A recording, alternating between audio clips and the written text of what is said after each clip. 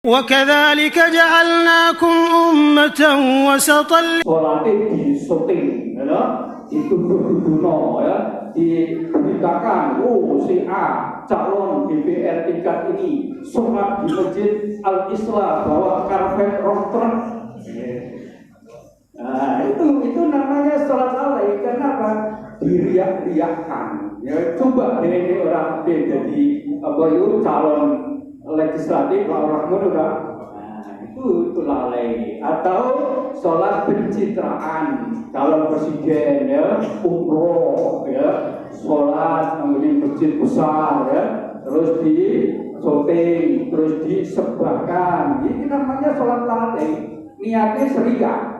Karena bukan karena Allah, termasuk fawailul lil musholli alladzina hum an sholatihim sahun. Yang ketiga adalah orang yang ria, jelas. Orang yang berbuat ibadah bukan karena Allah, hanya karena ingin dipuji manusia, itu jelas, ya, tidak akan diterima ibadahnya dan tentu dosa. Dan setiap orang yang seperti itu adalah namanya yaitu riya, ya, orang yang hanya mau berbuat kalau dipuji orang banyak. Ning orangnya semuji malas setengah mati, gak bakalan melakukan ibadah. Yang keempat adalah orang yang dolim. Dolim itu apa?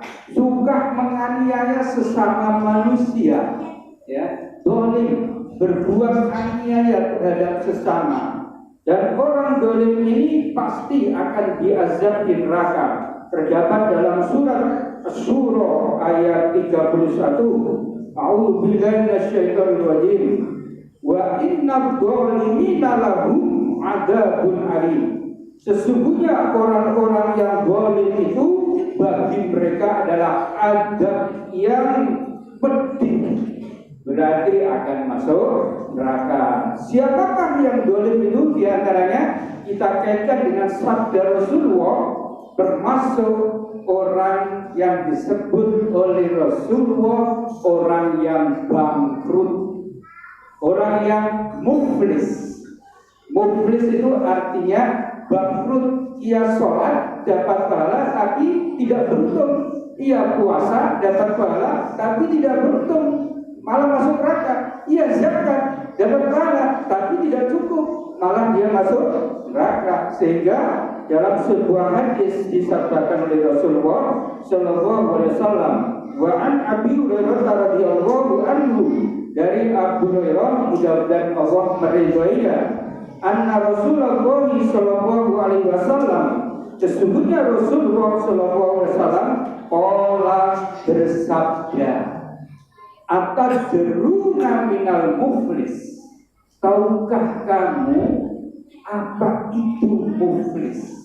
Pertanyaan ini ditunjukkan kepada para sahabat saat itu, ya. Kalau kita lengkap terjemahnya, wahai sahabat, apakah kamu tahu apa yang disebut muflis itu, bangkrut itu?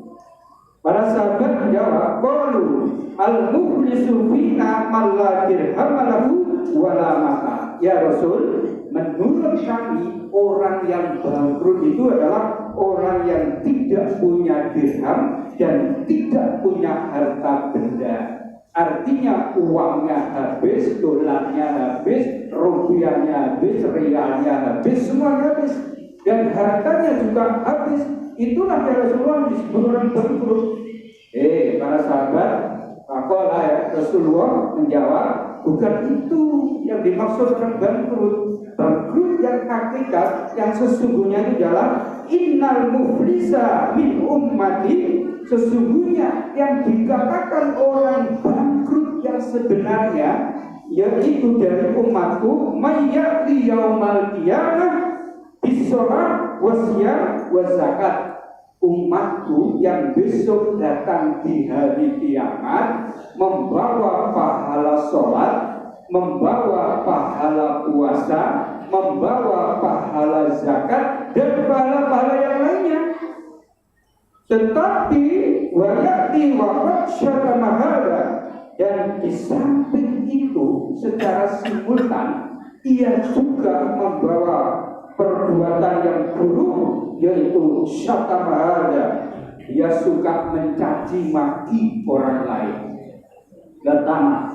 Yang kedua, waqadha, dia suka menuduh-nuduh orang lain berbuat buruk, berbuat salah, berbuat ini itu yang tidak benar tanpa bukti yang nyata terlebih dahulu. Belum tabayun, ada perintah supaya kalau ada sesuatu berita itu tabayun dulu, baru pasti benar, baru boleh diceritakan. Kalau belum benar tidak boleh. Tapi dia hanya qadha fahada.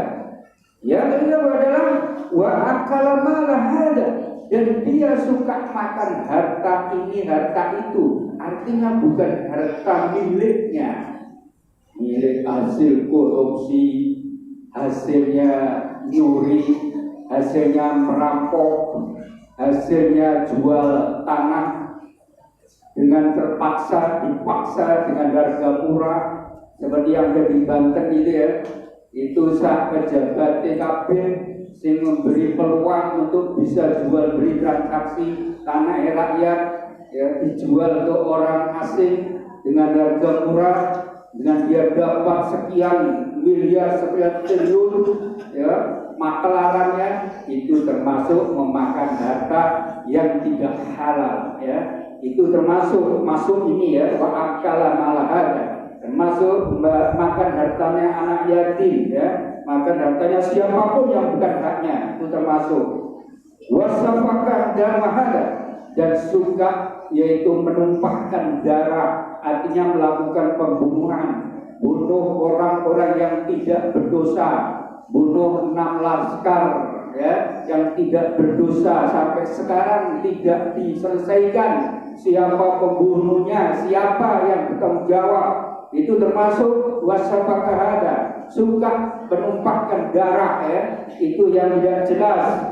Kemudian wadorobahada, dia berbuat kekerasan, ya, kekejaman pada rakyat, pada siapapun.